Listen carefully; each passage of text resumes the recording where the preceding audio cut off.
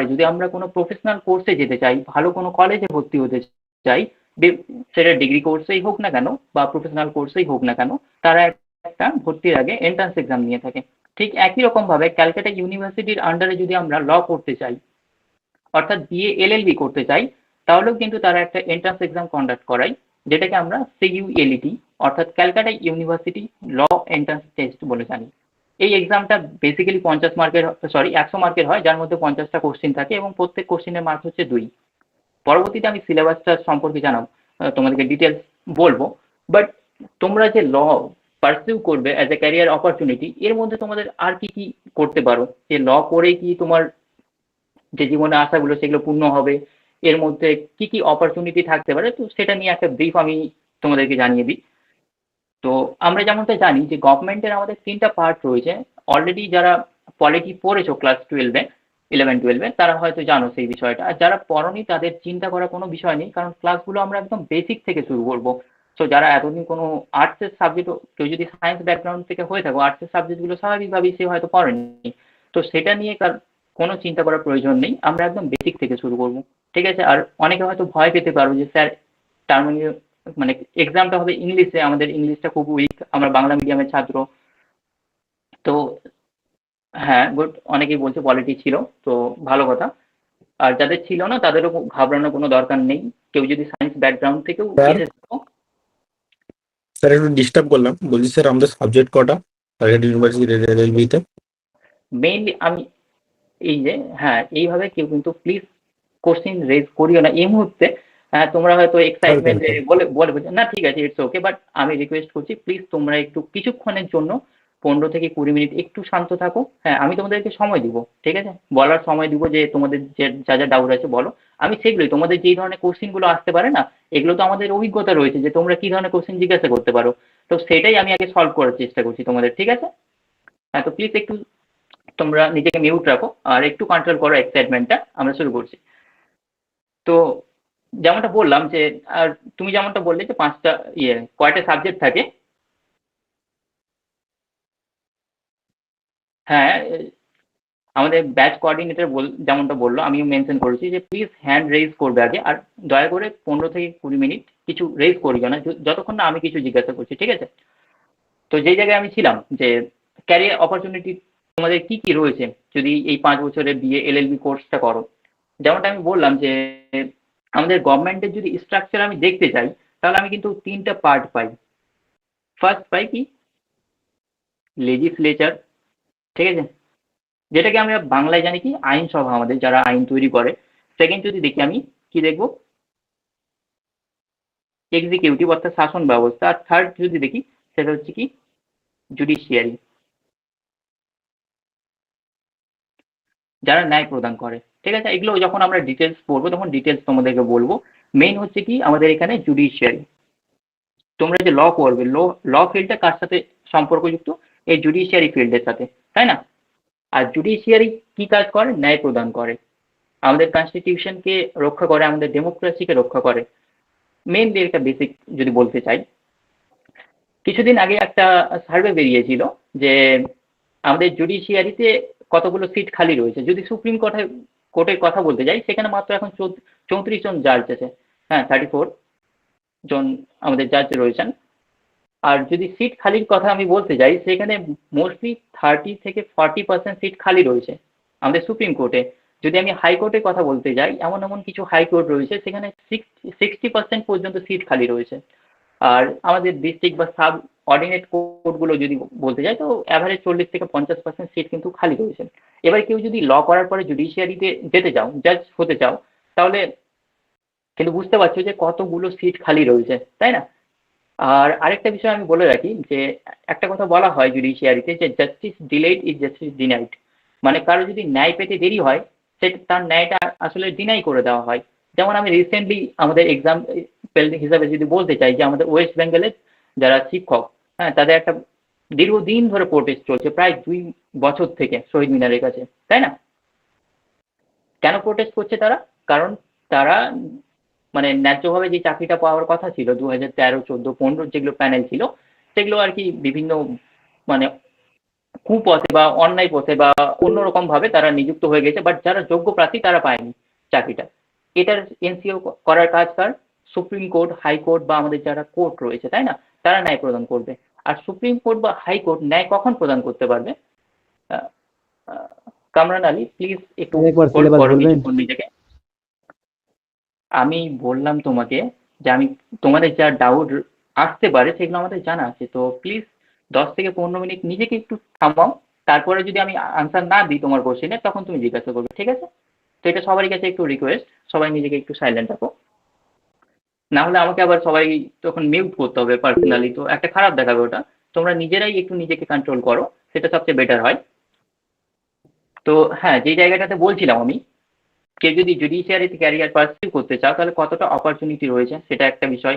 আর আমাদের ওয়েস্ট বেঙ্গলে কিভাবে মানে একটা জাস্টিস ডিলে হচ্ছে, ডিনাই হচ্ছে, সেটা একটা এক্সাম্পল আমি দিলাম, তাই না? এবার যদি আরো কথা বলি, রিসেন্টলি একটা সার্ভে বেরিয়েছিল, সেখানে বলা হয়েছে কি এসসি, মানে আমি লিখছি হচ্ছে সুপ্রিম কোর্ট, ঠিক আছে? তোমরা একটু বুঝে নিও। সুপ্রিম কোর্টে প্রায় 70 থেকে 80 হাজার, 70 to 80 কেস এখন পেন্ডিং রয়েছে। বুঝতে পারছো কতগুলো কেস পেন্ডিং রয়েছে? আমি যদি এইচসি মিনস হাইকোর্ট, ঠিক আছে? তো হাইকোর্টের কথা বলি, মানে ওভারঅল যতগুলো হাইকোর্ট রয়েছে ইন্ডিয়াতে বর্তমানে 25টা হাইকোর্ট রয়েছে। হ্যাঁ, আমি মাঝে মাঝে এরকম টার্ম ইউজ করবো বা এরকম কিছু তোমাদেরকে বলবো, যেমন কিছুক্ষণ আগে বললাম যে সুপ্রিম কোর্টে কতগুলো জাজ রয়েছে, 34টা। এগুলোই কিন্তু এক্সামে এসে থাকে, ঠিক আছে? তো একটু তোমরা কেয়ারফুলি শুনবে।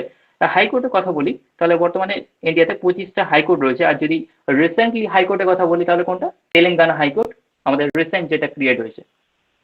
তো 25টা হাইকোর্টের মধ্যে প্রায় 1.5 টু 2 লাখ কেস পেন্ডিং রয়েছে সমস্ত হাইকোর্টগুলো মিলে। হ্যাঁ, আর আমি যদি ডিস্ট্রিক্ট কোর্টের কথা বলি, যে আমাদের ডিস্ট্রিক্ট কোর্ট, কেউ কি একটু গেস করতে পারছে, ইমাজিন করতে পারছে যে কতগুলো কেস পেন্ডিং হতে পারে ডিস্ট্রিক্ট কোর্টে? তো সেটা যদি আমি বলি 4.5 করোড়, অর্থাৎ 4.5 কোটির বেশি কেস পেন্ডিং রয়েছে ইন্ডিয়াতে। Can you imagine? আর কেউ যদি লিগ্যাল প্র্যাকটিশনার হতে চাও, হ্যাঁ মানে লয়ার, সিম্পলি তোমরা কোর্স কমপ্লিট করে লয়ার হবে, তাই না? তো আমরা জানি যে সুপ্রিম কোর্ট আমাদের কিসের রক্ষক এবং রক্ষণাবেক্ষণ করে? আমাদের যে কনস্টিটিউশন। আর কনস্টিটিউশন তখনই রক্ষণাবেক্ষণ হবে, তখনই কনস্টিটিউশনের যে যে সমস্ত বিষয় রয়েছে আমাদের, যেমন ফান্ডামেন্টাল রাইট, বাকি ডিপিএসপিস, সমস্ত কিছু যদি বলি, আমরা আমাদের রাইট তখনই পাবো যখন সুপ্রিম কোর্ট বা জাজ যখন ঠিকঠাক ডিসিশন দিবে। আর জাজ কখন ডিসিশন ঠিকঠাক দিতে পারবে? যখন লয়াররা ঠিকঠাকভাবে এভিডেন্স প্রোভাইড করবে, ঠিকঠাকভাবে আর্গুমেন্ট প্রোভাইড করবে, তখনই জাজ কিন্তু ঠিকঠাকভাবে মানে যেটা জাস্টিস সেটা ঠিকঠাকভাবে করবে, তাই না? তাহলে এখানে জাস্টিস প্রোভাইডের ক্ষেত্রে লয়ারদের কিন্তু একটা মেইন ভূমিকা থাকে। সেই অনুযায়ী আমাদের কত লয়ার দরকার, কতগুলো জাজ দরকার, তো তোমরা বুঝতেই পারছো। তাহলে এই ফিল্ডে তোমার একটা বড় অপরচুনিটি রয়েছে প্রিভিয়াসে, আগামী ফিউচারে। আর নেক্সট যদি আমি বলতে চাই আর কি কি ক্যারিয়ার অপরচুনিটি তো রয়েছে তোমার ল ফিল্ডে, আমরা জানি যে বর্তমানে আমাদের মোদী সরকার কি বলছে, যে ইন্ডিয়াকে 2027 সালের মধ্যে 5 ট্রিলিয়ন ইকোনমি বানাবে, তাই না? আমরা এখন বিশ্বের পঞ্চম সবচেয়ে বড় ইকোনমিক অবস্থা, সেটাকে আমরা যদি 5 ট্রিলিয়ন হয়ে যাই তাহলে তৃতীয় মানে থার্ড নাম্বারে আমরা চলে যাব। আর এই ইকোনমিক যে আমাদের গ্রোথ হচ্ছে ইন্ডিয়াতে, যদি জিডিপি গ্রোথটা আমি বলতে চাই, ওভারঅল 6 থেকে 7 মানে 6 to 7% জিডিপি গ্রোথ হচ্ছে ইন্ডিয়াতে। আর এই যে জিডিপি গ্রোথ হচ্ছে, এটা মেন রিজন কি? ইন্ডিয়াতে বিভিন্ন ভাবে এন্টারপ্রেনিওর যারা হচ্ছেন, তারা বিভিন্ন বিভিন্ন ক্ষেত্রে রিসার্চ হচ্ছে, নতুন নতুন ইন্ডাস্ট্রি আসছে ইন্ডিয়াতে, মাল্টিন্যাশনাল যেগুলো কর্পোরেশন তারা নতুন নতুন ব্রাঞ্চ খুলছে ইন্ডিয়াতে। তাহলে কি হবে? এত সমস্ত কিছু যদি হয়, আর আমরা জানি যা ইন্ডাস্ট্রি রয়েছে, যারা বিজনেসম্যান রয়েছে, তারা কিন্তু নিজেদের সাথে কি রাখে? লিগাল প্র্যাকটিশনার, তাই না? সবাই হয়তো জেনে থেকেছে যে বিভিন্ন কোম্পানির কিছু লিগাল প্র্যাকটিশনার রয়েছে, কারণ বিভিন্ন কোম্পানির বিভিন্ন ক্ষেত্রে তাদেরকে কেস হ্যান্ডেল করতে হয়, তো তার জন্য একটা লিগাল বডি রয়েছে। তো ইন্ডিয়াতে যত বেশি ইকোনমিক গ্রোথ হবে, যত বেশি বিজনেস ডেভেলপ হবে, হ্যাঁ, আর ইন্ডিয়া হচ্ছে ফাস্টিং গ্রোয়িং কান্ট্রি, তাই না? তোমরা হয়তো নিউজ যারা ফলো করবে বা কারেন্ট অ্যাফেয়ার্সে যাদের একটু ইন্টারেস্ট রয়েছে, তারা এই সমস্ত টার্মগুলো শুনে থাকবে প্রায়শই, বা নিউজ যদি কেউ ফলো করো তাহলে এগুলো কিন্তু শুনেই থাকবে। তাহলে ইন্ডিয়া যখন ফাস্টিং গ্রোয়িং কান্ট্রি, হ্যাঁ, এত কিছু ইন্ডিয়াতে ডেভেলপ হচ্ছে, এত কিছু ইন্ডাস্ট্রি ইন্ডিয়াতে হচ্ছে, তাহলে কি সেখানে লিগ্যাল প্র্যাকটিশনারের একটা দরকার রয়েছে যারা কর্পোরেট ফিল্ডে আর কি যেতে চাও। তো তোমাদের ক্ষেত্রে একটা খুব বড় বড় অপরচুনিটি রয়েছে, এই অপরচুনিটিতে আইটি গ্র্যাব করতে পারো সিকিউরিটি তোমরা যদি ল করো। Sorry sorry sorry sorry sorry, next স্লাইডে চেঞ্জ করতে বলছি। ওকে। হ্যাঁ, তো যেমনটা আমি বললাম এত কিছু ক্ষেত্রে কিন্তু তোমাদের ল ফিল্ডে অপরচুনিটি রয়েছে। আর ক্যালকাটা ইউনিভার্সিটি যেটা ল এন্ট্রান্স টেস্ট, তো সেটা খুব একটা রকেট সায়েন্স থাকে না, সেখানে খুব সিম্পল বেসিক কিছু থাকে। জাস্ট তোমাদেরকে আমরা যা গাইড করব বা নিজেরা যা পড়বে সেটা ঠিকঠাকভাবে পড়তে হবে। সবচেয়ে বড় কথা, তোমরা তো পড়াশোনা করে নেবে, যে কোনো এক্সাম ক্র্যাক করার জন্য একটা বেসিক জিনিসের দরকার হয়, সেটা হচ্ছে গাইডেন্স। আর সেই গাইডেন্সটাই প্রোভাইড করার জন্য আমরা কিন্তু এখানে তোমাদের সাথে এখানে উপস্থিত হয়েছি। মানে বিশ্বাস করো, আমরা তোমাদেরকে গাইডেন্সটা এমনভাবে প্রোভাইড করব, হ্যাঁ, এই 2-3 মাস, আগামী যে 2-3 মাস চলছে, তোমরা যদি আমাদের সাথে কানেক্ট হও, তাহলে মানে অনেক কিছু তোমরা জানতে পারবে। শুধু যে ক্যালকাটা ইউনিভার্সিটির পার্সপেক্টিভ সেটা না, ওভারঅল একটা তোমার ডেভেলপমেন্ট হবে আর কি, যদি আমি বলতে চাই। এবার সিইউই-এলইটি সম্পর্কে একটা বিষয় আমি বললাম, ঠিক আছে। এবার অনেকেই জিজ্ঞাসা করছিলে যে সিলেবাসটা কি, তো সিলেবাসটা আমি বলার আগে একটু জানিয়ে দিই যে আমরা কি কি তোমাদেরকে অপরচুনিটি দিচ্ছি, আমরা কি কি বেনিফিটস দিচ্ছি, যার জন্য তোমরা আমাদের সাথে যুক্ত হবে, তাই না? অনেক ইনস্টিটিউশন এমন। সিলেবাসটা প্রথমে বলে ভালো হতো স্যার। সিলেবাসটা প্রথমে ওকে, তোমাদের যেমন যেমন ডিমান্ড, হ্যাঁ, সেই অনুযায়ী সাপ্লাই হবে এখানে, নো প্রবলেম। হ্যাঁ, আমরা খুব ফ্রেন্ডলি থাকবো ক্লাসে, ঠিক আছে। এটা না যে আমি খুব রিউড বিহেভ করবো, তোমাদের সাথে কিছু জিজ্ঞাসা করতে পারবো না, সবকিছু ফ্রেন্ডলি থাকবে। বাট একটা যে টিচার্স আর স্টুডেন্টদের মধ্যে একটা কোথাও একটু ডিফারেন্স থাকে, সেটুকুটা তোমরা জাস্ট মেনটেন করলে ক্লাসে, তাহলেই চলবে। যেটা ডিসিপ্লিন, সিম্পলি বলি, ডিসিপ্লিনটা একটু মেনটেন করবে তাহলেই চলবে। হ্যাঁ, আমি কিন্তু এরকম ফ্রেন্ডলি তোমাদের সাথে বিহেভ করবো। তো যেমনটা বললে যে অনেকের ডিমান্ড ছিল সিলেবাসটা, তো ঠিক আছে, সিলেবাসটা আমি আগে ডিসকাস করে দিই, ঠিক আছে। তাহলে সিলেবাসটা কি, যেমনটা আমি বললাম যে 100 মার্কের এক্সাম হয়ে থাকে। এই 100 মার্কের এক্সামে 50টা কোশ্চেন জিজ্ঞাসা করা হয়, তাহলে কি কি থেকে জিজ্ঞাসা করা হয়, তাই না? তাহলে আমি ফার্স্ট যদি সিলেবাসটা সম্পর্কে দেখতে চাই, তাহলে কি পাবো? ফার্স্ট পাবো ইন্ডিয়ান পলিটি, যেটা ইন্ডিয়ান পলিটির মধ্যে আমরা পার্লামেন্ট বিভিন্ন সমস্ত কিছু পড়বো। আমি লেটার তোমাদেরকে এটা ক্লারিফাই করবো এর যে ইন্ডিয়ান পলিটির মধ্যে তোমাকে আর কি কি পড়তে হবে, তাই না? কারণ আমি তোমাদের হচ্ছে পলিটির ফ্যাকাল্টি, হ্যাঁ, অ্যাজ ওয়েল অ্যাজ আমি তোমাদেরকে জিকে এবং জিএস পার্ট সেগুলো কভার আপ করবো, ঠিক আছে। ফার্স্ট যদি বলি, তাহলে ইন্ডিয়ান পলিটি থেকে কিন্তু প্রত্যেক বছর, আমি যদি বলি 10 থেকে 15টা, হ্যাঁ, ভ্যারি করে বিভিন্ন সময়, অ্যাভারেজ তুমি যদি বলতে পারো 12 থেকে 13টা কোশ্চেন কিন্তু প্রত্যেক বছর জিজ্ঞাসা করা হয়। সো ইন্ডিয়ান পলিটির একটা ভালো ওয়েটেজ রয়েছে। তুমি যদি ইন্ডিয়ান পলিটি যেটা রয়েছে সেটাই কভার আপ করো, তো 30 থেকে 40% তোমার কিন্তু সিলেবাস কমপ্লিট হয়ে যাবে। হ্যাঁ, সেকেন্ড যদি আমি বলি যে বেসিক ইংলিশ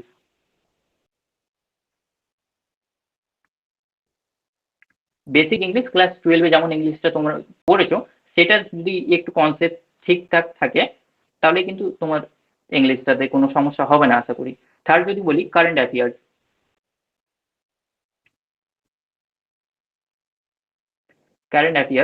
অ্যান্ড ফোর্থ যদি বলি আমি, তাহলে বলতে পারি এখানে জিকের কিছু পার্ট থাকে, জিএস জেনারেল স্টাডিজ, মানে কিছু হিস্ট্রি থাকতে পারে, যেমন কনস্টিটিউশনাল গ্রোথটা বা কিছু মডার্ন হিস্ট্রি কিছু টপিক থাকতে পারে, সেটা এখানে থাকবে। আর ফিফথ যদি বলি আমি, রিজনিং। আর জিএস এর মধ্যে তোমাকে একটু জিওগ্রাফিরও কিছু নলেজ লাগবে, খুব একটা বেশি কিছু না। মেইন যদি বলি, এই 5টা টপিক হচ্ছে ক্যালকাটা ইউনিভার্সিটি ল এন্ট্রান্সের জন্য মেন। এই 5টা টপিক কভার আপ হয়ে গেলে তোমার অলমোস্ট পুরো সিলেবাসটাই কিন্তু কভার আপ হয়ে যাবে। তো আশা করি বুঝতে পারলে যে সিলেবাসটা কি। অনেকক্ষণ ধরে অনেকেই জিজ্ঞাসা করছিল যে সিলেবাসটা সম্পর্কে, সিলেবাস সম্পর্কে কার কোনো ডাউট যদি থাকে তাহলে হ্যান্ড রেজ করতে পারো তোমরা, বা কোশ্চেন এখানে মেসেজ সেকশনে পুট করতে পারো। ওকে, যদি বলি হোয়াই টু চুজ আস, অনেক তো কোচিং সংস্থা রয়েছে, তো তোমরা আমাদেরকেই কেন চুজ করবে, তাই না? আমরা এমন কি বেসিক ফ্যাসিলিটিস বা এমন কি ফ্যাসিলিটিস দিচ্ছি যেটা বাকিদের থেকে ভিন্ন। যদি আমি বলতে চাই যে আমাদের ক্লাসটা কি হবে, পুরোটা কিন্তু অনলাইন মুড হবে। অনলাইনটা এই জন্য রাখা, যে আমরা যদি অফলাইনে একটা সেন্টার করতাম তাহলে কিন্তু ওয়েস্ট বেঙ্গলের সমস্ত স্টুডেন্টদেরকে আমরা টার্গেট করতে পারতাম না। ধরে নাও আমি শহর কেন্দ্রিক কলকাতাতে একটা অফলাইন সেন্টার করলাম, তাহলে কলকাতার আশেপাশের যারা স্টুডেন্ট তারাই কিন্তু সেই অপরচুনিটিটা গ্র্যাব করতে পারবে।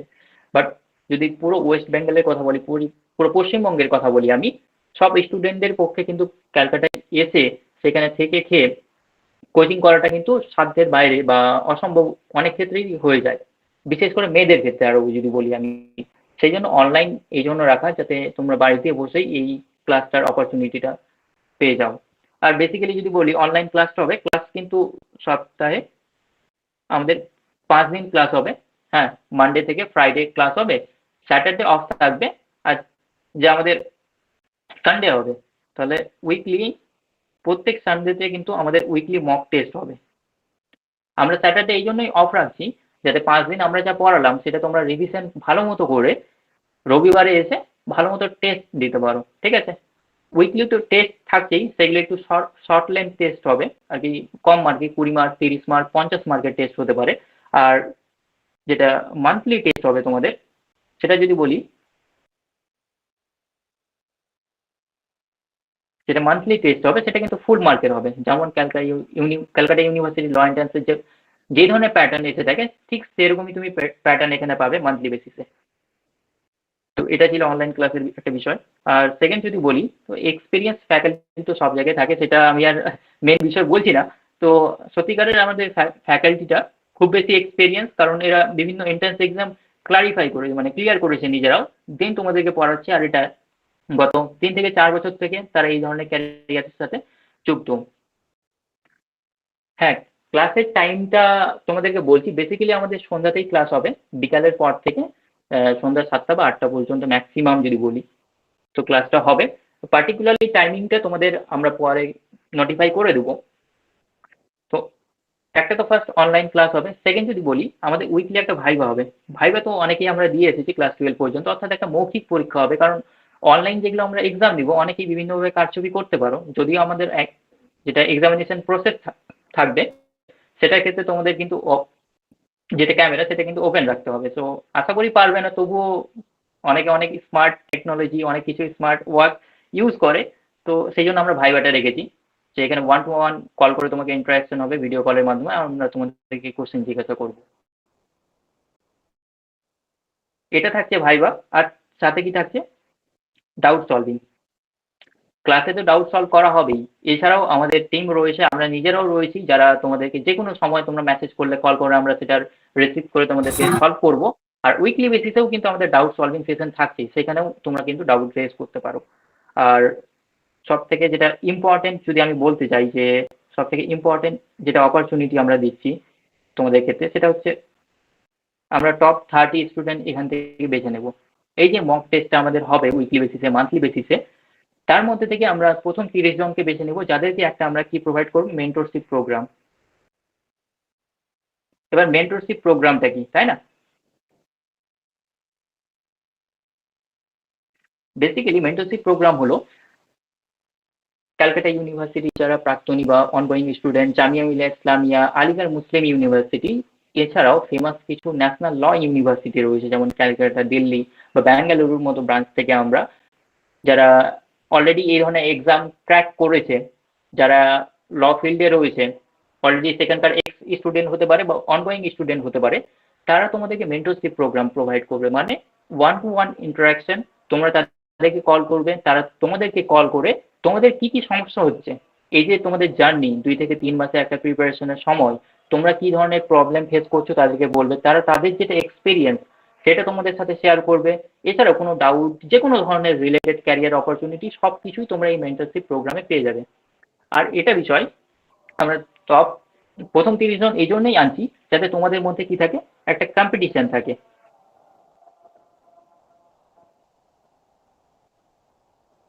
কম্পিটিশন যখন থাকবে তাহলে কি করবে, তোমরা ঠিকঠাকভাবে পড়াশোনা করবে, তাই না? যখন কম্পিটিশন থাকে না, তখন কিন্তু অনেকেই আমরা ঢিলামি ছেড়ে দিই, হ্যাঁ, লুজ করে দিই সবকিছু। তো সেই জন্যই কম্পিটিশন থাকবে তোমাদের মধ্যে, যাতে সবাই চেষ্টা করবে যে প্রথম 30-এর মধ্যে আসার। আরেকটা বিষয় বলি আমি এখানে, এটা কিন্তু পার্মানেন্ট বেসিসে না, উইকলি বেসিসে যখনই এক্সাম হয়ে গেল আমরা প্রথম 30 জনকে সিলেক্ট করে নিলাম, পরের উইকে যদি কেউ ওর মধ্যে টপ 30-র মধ্যে না থাকতে পারে, সে কিন্তু সেই অপরচুনিটিটা আবার হারিয়ে ফেলবে। তাকে আবার নেক্সট এক্সামের জন্য ওয়েট করতে হবে এবং সেখানে বেস্ট পারফরমেন্স দিতে হবে। সো এগুলো ছিল আমাদের বেস্ট, মানে বলতে পারি একটা, আমরা কি কি প্রোভাইড করছি, কি জন্য তোমরা আমাদেরকে চুজ করবে, এটা একটা ব্রিফ ইন্ট্রোডাকশন ছিল। এছাড়াও অনেকেই হয়তো প্রসপেক্টাস আমাদের দেখে রেখেছো। এছাড়াও যদি কারো কোনো সমস্যা হয়ে থাকে, তো প্রসপেক্টাসে আমাদের গ্রুপগুলোতে কন্ট্যাক্ট নাম্বার দেওয়াই রয়েছে, সেখানে তোমরা কল করে পার্সোনালি কিন্তু কোশ্চেন জিজ্ঞাসা করতে পারো। তো আজকে যেমনটা বলা হয়েছিল একটা ডেমো ক্লাস, তাই না? হ্যাঁ, তো আমরা ডেমো ক্লাসের মেইন টপিকে আসি। তার আগে আমি জিজ্ঞাসা করে নিই যে এতদূর কারো কোনো সমস্যা রয়েছে? অবশ্যই।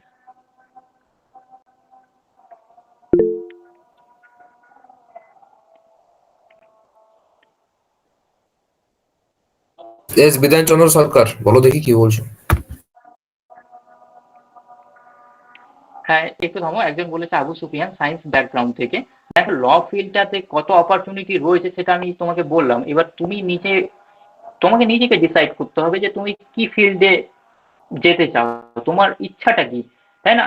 এরকম অনেক কিছু ফিল্ড রয়েছে। তুমি যেহেতু সায়েন্স ব্যাকগ্রাউন্ড থেকে, তোমার কাছে অপরচুনিটিও অনেক কিছু রয়েছে।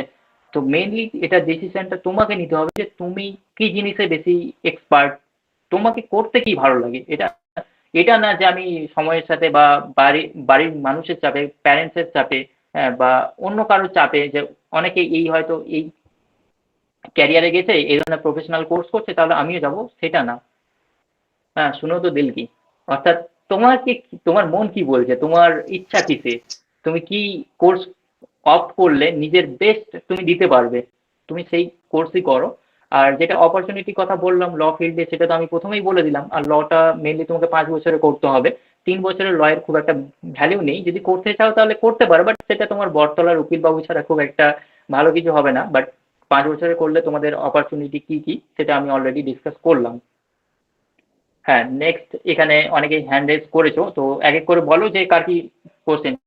একটু কাইন্ডলি তাড়াতাড়ি, যে কোনো ধরনের ডাউট থাকে তোমরা ফ্রিলি জিজ্ঞাসা করতে পারো, নাহলে আমরা কিন্তু যেটা ডেমোর পার্টটা সেটুকুতে আমরা স্যার মুভ বলছিলাম করব। যে ফিউচারেরটা তো যা হবে দেখা যাবে, সেটা পরের কথা। আমরা আগে 5 বছরের এর জন্য যে এখানে ভর্তি হওয়ার ইচ্ছা নিয়ে এসেছি, সেটা নিয়ে হ্যাঁ, একটু হ্যাঁ, ক্লাসটা নিয়ে বললে ভালো হতো। সেটা নিয়ে মানে তোমরা 5 বছরের লতে কি কি করবে নাকি, নাকি ঠিক বুঝলাম না না কোশ্চেনটা, না, আরেকবার ওটা একটু। বলছি না। ক্লাসটা স্টার্ট করা দিয়েন, ক্লাসটা স্টার্ট কর। ক্লাসটা আচ্ছা, স্টার্ট ওকে, করার জন্য বলছি। ওকে, ওকে, ওকে। হ্যাঁ, তো let's move to the class. আমি যেমনটা বললাম, আমি হচ্ছি তোমাদের পলিটির ফ্যাকাল্টি। হ্যাঁ, then what do you mean by polity? পলিটিটা কি তাহলে? মানে আমি তোমাদেরকে পলিটি পড়াবো, আর পলিটির মধ্যে তোমাকে কি কি পড়তে হবে, হ্যাঁ, সেটা একটু জেনে নিয়ে। পলিটি সিম্পলি আমি যদি বলতে যাই, একটা পলিটিক্যাল এন্টিটি। হ্যাঁ, সিম্পলি অনেকে ডিফাইন করে এটাকে স্টেট। স্টেটের মধ্যে যে সমস্ত অর্গানাইজেশন, যে সমস্ত গ্রুপ, গভর্নমেন্ট কি ধরনের হবে, সেই সমস্ত কিছু কিন্তু পলিটির মধ্যে পড়ে যায়, তাই না? তো আমি এটাকে বেশি আর ডিফাইন করতে চাই না, কারণ তোমরা এই মুহূর্তে হয়তো কনফিউজ হয়ে যাবে। যখন ক্লাস আমরা করাবো তখন সেটাকে ডিটেলস আমরা আলোচনা করবো, যে পলিটি কি, কোথা থেকে কি এসছে, মানে এখান থেকে কিছু কোশ্চেন আসতে পারে না। না, এবার যদি দেখি পলিটিতে, আমি অলরেডি বললাম যে প্রত্যেক বছর কিন্তু 10 থেকে 15টা কোশ্চেন পলিটি থেকে এসে থাকে। পলিটির মধ্যে আমাকে যদি বলি কি কি পড়তে হবে, ফার্স্ট যদি বলি আমি যে হিস্টোরিক্যাল ব্যাকগ্রাউন্ড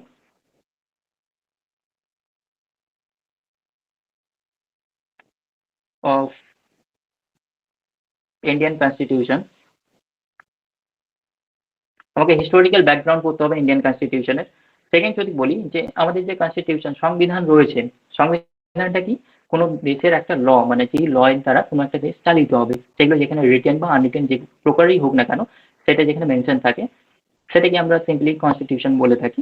তো কনস্টিটিউশনের বিভিন্ন পার্ট রয়েছে, যেমন কি রয়েছে, প্রিএমবেল, প্রিএমবেল রয়েছে, আর কি রয়েছে আমাদের fundamental right. Fundamental FRS means fundamental rights, যাকে মৌলিক অধিকার বলি আমরা। যেমন পার্ট পার্ট থার্ডে রয়েছে 12 থেকে 35 পর্যন্ত যে সমস্ত আর্টিকেল রয়েছে, সেটা হচ্ছে ফান্ডামেন্টাল রাইটের আন্ডারে পড়ে। এবার নেক্সট যদি আমি দেখি, সেটা হচ্ছে DPSP, means directive principal of state policy.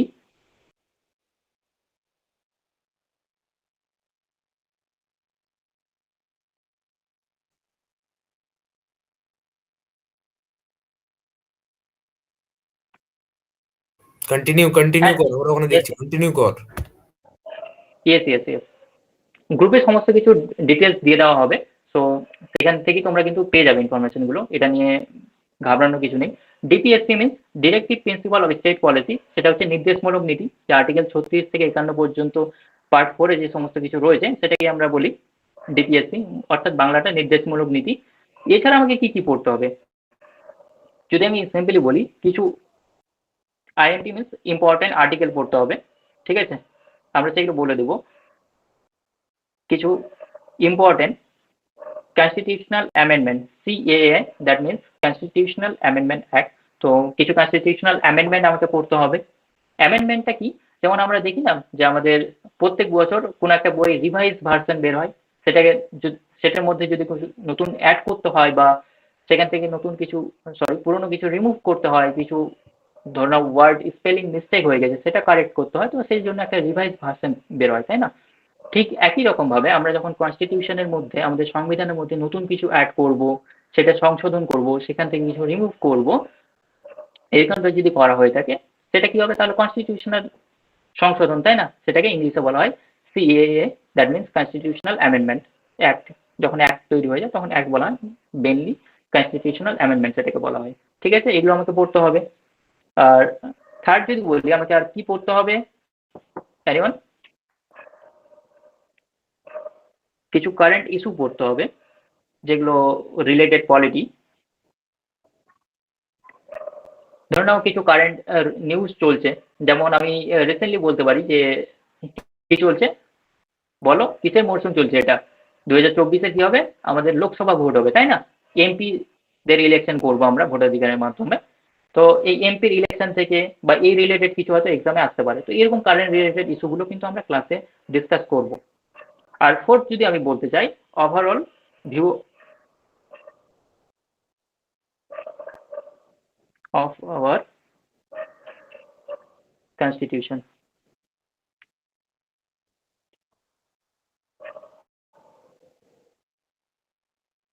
Sorry, একটু স্পেলিং মিস্টেক হয়ে গেছে।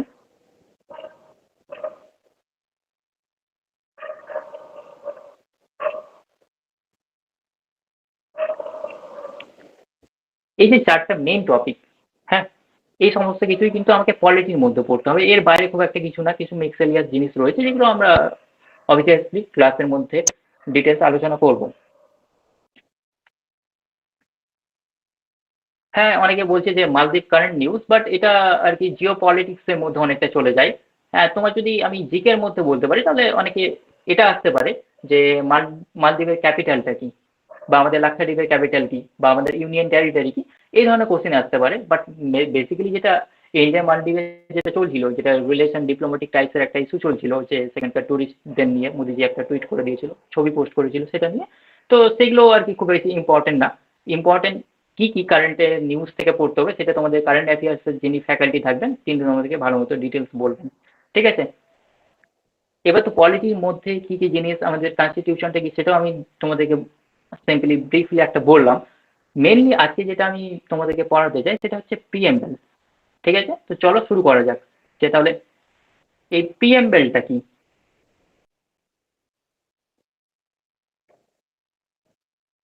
এই প্রিএমবেলটা কি, কারো কোনো ইয়ে রয়েছে, মানে প্রিএমবেল কি সেই জিনিসটা জানা রয়েছে? এনিওয়ান? যে কোনো একজন ফার্স্ট বলতে পারো, মাইকটা ওপেন করো, যে কোনো একজন বলো যে প্রিএমবেলটা কি, জানা আছে কারো? আচ্ছা ঠিক আছে, আমি বলে দিই যে এটাকে আমরা কি বলি simply, preface of our constitution.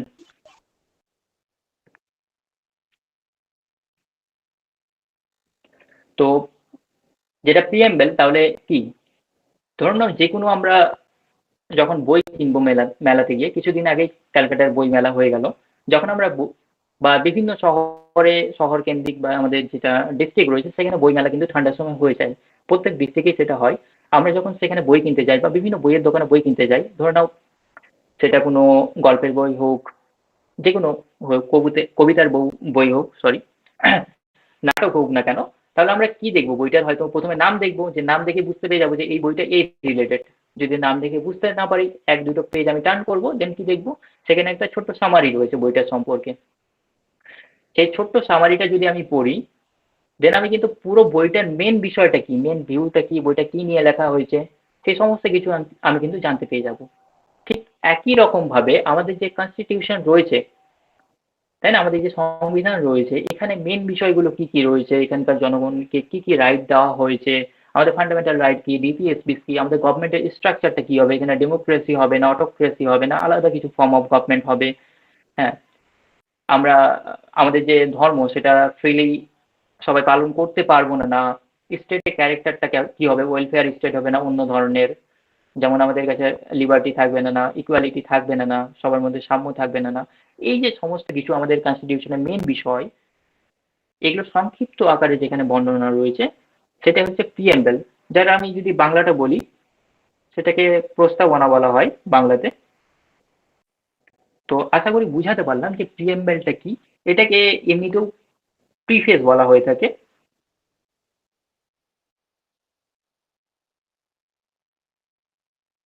Preface বলা হয়ে থাকে বা এটাকে সামারি অফ কনস্টিটিউশনও বলা হয়ে থাকে, তাই না, যে আমাদের যে সংক্ষিপ্ত সারাংশ আমাদের কনস্টিটিউশনের, সেটাকে মানে পিএমকে বলা হয়ে থাকে। আমি একটু ব্যাচ কোঅর্ডিনেটরকে রিকোয়েস্ট করব যে প্রিএমবেলের একটা কপি যেটা আমি দিয়ে রেখেছিলাম গ্রুপে, স্যার আপনার আওয়াজ ফেসে ফেসে আসছে, ক্লিয়ার আসছে না। আচ্ছা, ক্লিয়ার আসছে না? বাকিদেরও কি এটা ইস্যু হচ্ছে? মানে কমেন্টের মাধ্যমে জানাও যদি এই ইস্যুটা হয়ে থাকে। না হলে হয়তো এমনটাও হতে পারে তোমার হয়তো মাইক্রোফোনের বা স্পিকারে কোনো সমস্যা রয়েছে। হ্যাঁ, অনেকে নো বলছে বা না লিখেছে। তো কাইন্ডলি তোমাকে আমি রিকোয়েস্ট করবো তোমার নিজের স্পিকারটা একটু অন করে অফ করো, বা হয়তো হেডফোন বা ব্লুটুথ যা আছে সেটা একটু চেঞ্জ করো। ইয়েস, নো, হ্যাঁ স্যার আমার হচ্ছে। আচ্ছা, এখন কি ক্লিয়ার আছে? হ্যাঁ এবার এখন ক্লিয়ার আসছে। রিজয়েন করো, যাদের হচ্ছে একটু রিজয়েন করো, সব ঠিক হয়ে যাবে। ওটা ওদের তোমাদের তরফ থেকে হ্যাঁ, ডিস্টার্ব আছে, আমাদের তরফ থেকে কোনো কানেক্টিভিটিতে প্রবলেম নেই। আচ্ছা ঠিক আছে, যাদের একটু সমস্যা হচ্ছে একটু কাইন্ডলি ঠিক করে নাও ওটা। আর হ্যাঁ, শুরু করা যাক। কাইন্ডলি কোঅর্ডিনেটরকে বলবো যে কপিটা একটু, যেটা গ্রুপ রয়েছে আমাদের ইনফরমেশন গ্রুপ রয়েছে সেখানে শেয়ার করে দাও, যাতে সেখান থেকেও সবাই দেখতে পারে। আর কপিটা আমি এখানেও তোমাদেরকে শো করাচ্ছি, সেটা নিয়ে কোনো সমস্যা নেই। অনেকেই হয়তো বিভিন্ন বইয়ের এক দুটো পেজের পরে কিন্তু প্রস্তাবনা দেওয়া থাকে, হয়তো অনেকে লক্ষ্য করেছো বা অনেকে ইগনোর করে চলে গেছো। যারা পলিটির স্টুডেন্ট ছিলে ক্লাস 11-12-এ, তারা হয়তো এটা পড়ে এসেছো। আর এটার হিস্ট্রিক্যাল পার্সপেক্টিভটা কি সেটা যদি বলি, আমি মেনলি বলতে পারি এটাকে ইউএসএ থেকে বড় করা হয়েছে এই কনসেপ্টটা, ইউনাইটেড স্টেটস অফ আমেরিকা, সেখান থেকে এই কনসেপ্টটা নেওয়া হয়েছে। আর এটা আমাদের এখানে কখন রিটার্ন হয়েছিল, কখন ডেভেলপ হয়েছে সেটা যদি আমি বলি, তাহলে কখন হয়েছিল, আমরা জানি যে আমাদের কনস্টিটিউশনটা লিখেছিল কি কনস্টিটিউয়েন্ট অ্যাসেম্বলি, তাই না, 1946 সালে যারা লিখতে কনস্টিটিউশন অ্যাসেম্বলি বসেছিল। আর তখনই আমাদের যে ফর্মার প্রাইম মিনিস্টার অর্থাৎ জওহরলাল নেহেরু যিনি ছিলেন, তিনি একটা অবজেক্টিভ রেজলিউশন নামে একটা রেজলিউশন দেন, যেখানে মেনশন ছিল যে আমাদের কনস্টিটিউশনটার মেন বিষয়টা কি হতে পারে।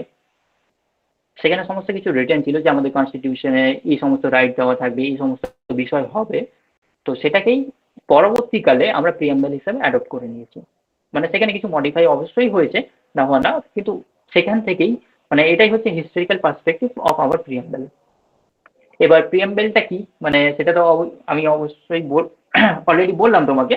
আর এটার তাহলে কপিটা একবার চেক করানো যাক তোমাদেরকে। আর অলরেডি গ্রুপে শেয়ার হয়ে গেছে, তোমরা সেখান থেকেই দেখে নিতে পারো। তো আশা করি সবার কাছে শো হচ্ছে। এটা হচ্ছে ইংলিশ ভার্সনটা আর এটা হচ্ছে বাংলা ভার্সনটা। তো যাদের ইংলিশে বুঝতে সমস্যা তারা একটু বাংলাটা দেখতে পারো। আর বেসিক্যালি যেহেতু এক্সামটা ইংলিশেই হবে, তো আমাদেরকে ইংলিশটা একটু ভালো ফোকাস করতে হবে। দেখো প্রথমেই কি বলা হয়েছে, আমাদের constitution of India preamble, we the people of India having solemnly resolved to India into a sovereign, socialist, democratic republic and to secure to all its citizen, তাই না। আমি প্রথম প্যারাতে যদি দেখি, এই যে অনেক কিছু এখানে লেখা রয়েছে, অনেকেরই হয়তো মাথায় ঢুকলো, অনেকেরই হয়তো বাউন্স খেয়ে গেল। হ্যাঁ, তো ভয় পাওয়ার কিছু নেই, আমি প্রত্যেকটা টার্ম কিন্তু তোমাদেরকে ক্লারিফাই করব। জাস্ট এখানে তোমাদেরকে একটা গ্ল্যান্স দেখাচ্ছি যে এই জিনিসটা কি, আমাদের প্রিয়াম্বলটাতে কি কি লেখা রয়েছে সেটা একবার দেখে নাও। কারণ আমি এক এক করে টার্মগুলো কিন্তু স্লাইডের মাধ্যমে তোমাদেরকে ডিটেলস দেখাবো। নেক্সট প্যারাতে দেখি যে জাস্টিস, আমি যদি বাংলা মিনিং গুলো কিন্তু আমি যখন ডিটেলস বলবো তখন কিন্তু এক এক করে বলে দিব, ঠিক আছে। তো ভয় পাওয়ার ঘাবড়ানোর কিছু নেই, জাস্ট তোমাদেরকে আর কি দেখাচ্ছি যে প্রিএমবেল জিনিসটা কি। তো দেখে নাও সেকেন্ড কি রয়েছে, যে justice, social, economic and political, liberty of thoughts, expression, believe, faith, worship, হ্যাঁ, equality of status and opportunity, and to promote them all. Fraternity, assuring the dignity of the individual and the unity and integrity of the nation. In our Constituent Assembly, the 26th day of November 1949, do hereby adopt, enact, and give to ourselves this Constitution. তো এটা ছিল আমাদের preamble. তো চলো এক এক করে দেখা যাক তাহলে এখান থেকে আমরা কি কি টার্ম পেলাম, কি কি জিনিস পেলাম, তাই না? আমি যদি সিম্পলি প্রিএম্বলটাকে ক্লাসিফাই করতে চাই তাহলে এটাকে দুইভাবে আমি ক্লাসিফাই করতে পারি। এখানে কিছু টার্ম পাবো, কিছু জিনিস পাবো, সেটাকে আমি কি বলবো, আইডিয়ালস অফ কনস্টিটিউশন। আর সেকেন্ডে যদি বলতে চাই কিছু অ্যাসপিরেশন।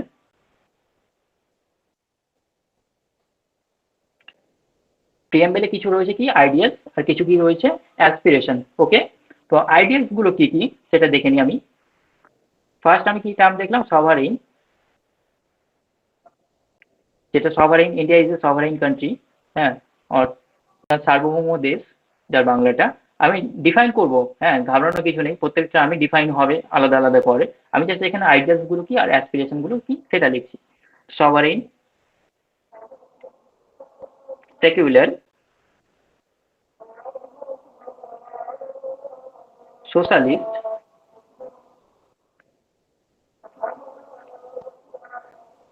ডেমোক্রেটিক, অ্যান্ড ফিফথ হচ্ছে রিপাবলিক। আর যদি অ্যাসপিরেশনের কথা বলতে চাই, অ্যাসপিরেশন গুলো কি কি, ফার্স্ট কি জাস্টিস,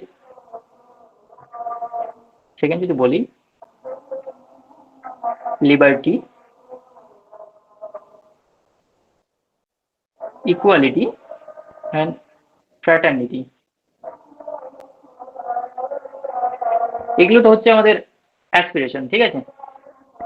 আমি তোমাদেরকে যে দেখালাম প্রিএম্বলটা, সেটা কি সবাই ভালো মতো ফলো করেছো? যদি সেটা তোমরা একবার ভালো মতো চোখ বুলিয়ে থাকো, হ্যাঁ, তাহলে কিন্তু প্রিভিয়াস ইয়ারে এখান থেকে দুটো কোশ্চেন এসেছিল। সো এই জন্য আমি এটাকে একটু বেশি ইম্পর্টেন্ট দিচ্ছি, কারণ প্রত্যেক বছর এখানে 2 থেকে 3টা কোশ্চেন কিন্তু আসবেই, ঠিক আছে, গ্যারেন্টি। তো ঠিক একই রকম ভাবে লাস্ট ইয়ারে দুটো কোশ্চেন এখানে এসেছিল, আর যে দুটো কোশ্চেন হচ্ছে খুবই সহজ। তুমি যদি একবার উপর থেকে প্রিএম্বলটা দেখে নাও, হ্যাঁ, তাহলে তুমি ইজিলি কোশ্চেনগুলোর আনসার করতে পারবে। তো যদি আমি তোমাদেরকে বলি যে এই সমস্ত মানে এই সাইডে যে 4টা টার্ম রয়েছে অ্যাসপিরেশন, ঠিক আছে, এর মধ্যে মানে কোশ্চেনটা এমন ছিল যে এই 4টা টার্ম দেওয়া ছিল, যেখানে জাস্ট এই লিবার্টি টার্মটা দেওয়া ছিল না। এখানে যে লিবার্টি টার্মটা রয়েছে অপশানে দেওয়া ছিল না, তার জায়গায় কি ছিল, যেটা 5 নম্বর অপশন ছিল সেখানে ছিল, সরি 4 নম্বর, মানে একটু আগিয়ে যাবে অপশনগুলো, সেখানে ছিল কি মোরালিটি টার্মটা লেখা ছিল, আর বলা ছিল যে এগুলোর মধ্যে কোনটা আমাদের প্রিএম্বলে নেই। তো সিম্পলি তুমি যদি এই প্রিএম্বলটা একবার ভালো মতো দেখে নিতে, চোখ বুলিয়ে নিতে, তাহলে ইজিলি তুমি মার্ক করতে পারতে আনসার হচ্ছে মোরালিটি, এই টার্মটা আমাদের প্রিএম্বলে ছিল না। ঠিক একই রকম ভাবে আমি আর একটু তোমাদেরকে পড়াই, দেন তোমাদের নেক্সট কোশ্চেনটা সম্পর্কে আলোচনা করবো যে নেক্সট কোশ্চেনটা তাহলে কি ছিল। ওকে, তো চলো এক এক করে টার্মগুলো দেখে নিই। ফার্স্ট আমি দেখবো কি সভারেইন।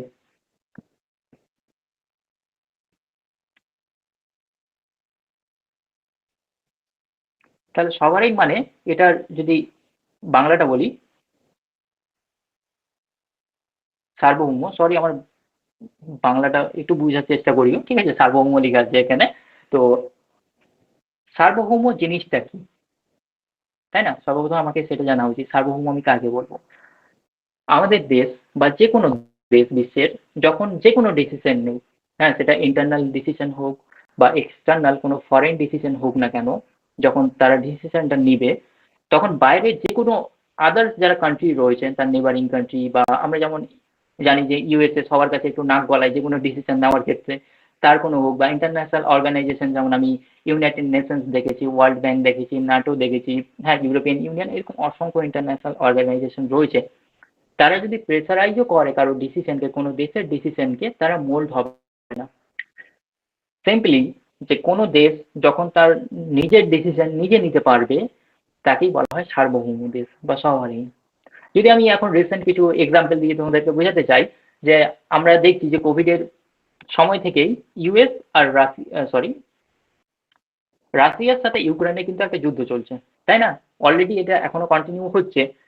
আর ফরেন মিডিয়া কি অ্যালিগেশন লাগাচ্ছে ইন্ডিয়াকে, যে ইন্ডিয়া রাশিয়ার কাছ থেকে সস্তায় তেল পারচেস করছে। আর ইন্ডিয়া পারচেস যখন করবো কারো কাছ থেকে, তাকে তো টাকা দিব, তাই না? কিছু কিনতে গেলে কিছু টাকা দিয়েই তো আমরা কিনি। তো ইন্ডিয়া রাশিয়াকে টাকা দিচ্ছে। আর ফরেন মিডিয়া বলছে যে তারা এই যে টাকাটা, সেটা কিসে ইউজ করছে রাশিয়া? ইউক্রেনকে অ্যাটাক করতে। আর আমাদের যে অনেকেই অনেক রিলস হয়তো দেখেছো যে আমাদের এখন ফরেন মিনিস্টার রয়েছে কি, এস জয়শঙ্কর, তিনি এটা রিপ্লাইটা কিভাবে দিয়েছিলেন সেটা শুনে যাচ্ছে। খুব ইন্টারেস্টিং বিষয়টা, যে ইউরোপিয়ান ইউনিয়ন অর্থাৎ ইউরোপ মহাদেশের বিভিন্ন কান্ট্রি, হ্যাঁ, তারা কিন্তু সেখানে খুব বেশি ঠান্ডা পড়ে, তাই না? তো তারাও কিন্তু ন্যাচারাল গ্যাস, মানে একটা কিছু এক প্রকারের গ্যাস তারা কিন্তু রাশিয়ার কাছ থেকে ইম্পোর্ট করে।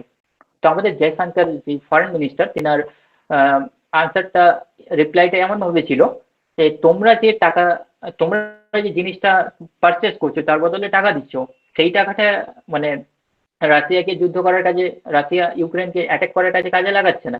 বাট ইন্ডিয়া যখন টাকা দিচ্ছে সেটা তখন কাজে লাগাচ্ছে। ঠিক আছে, এরকম একটা বিষয় চলছিল।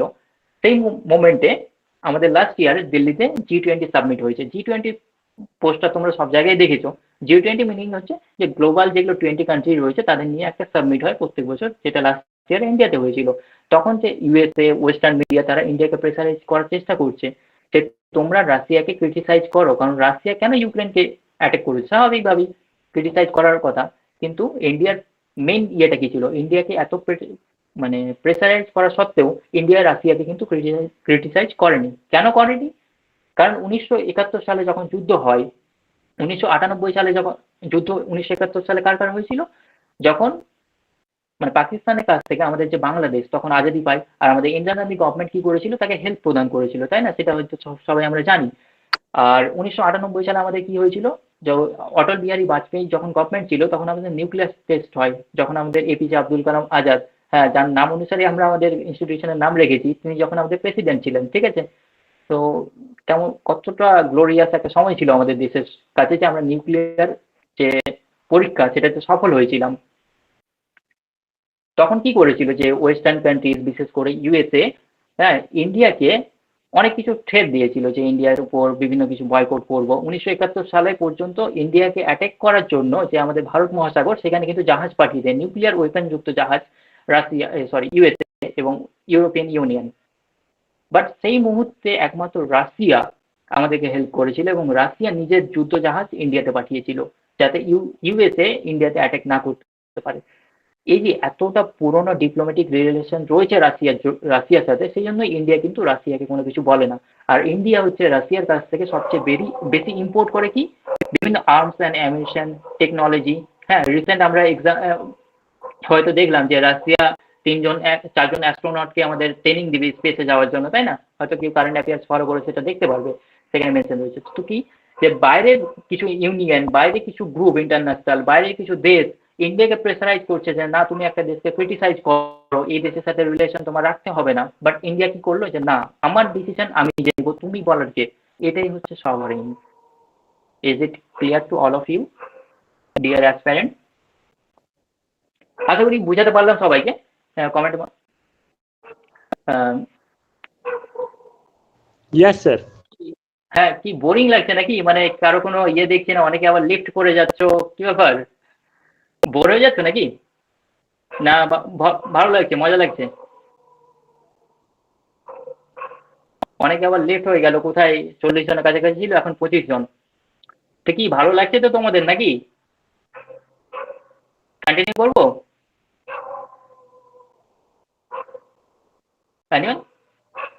ওকে, অনেকেই বললো হ্যাঁ স্যার। ঠিক আছে, খুব ভালো লাগছে শুনে যে তোমাদের ভালো লাগছে, বুঝাতে পারছি। নেক্সট সভারেইনের পরে আমি একটা টার্ম যেটা দেখলাম, যে সোশ্যালিস্ট। ঠিক আছে,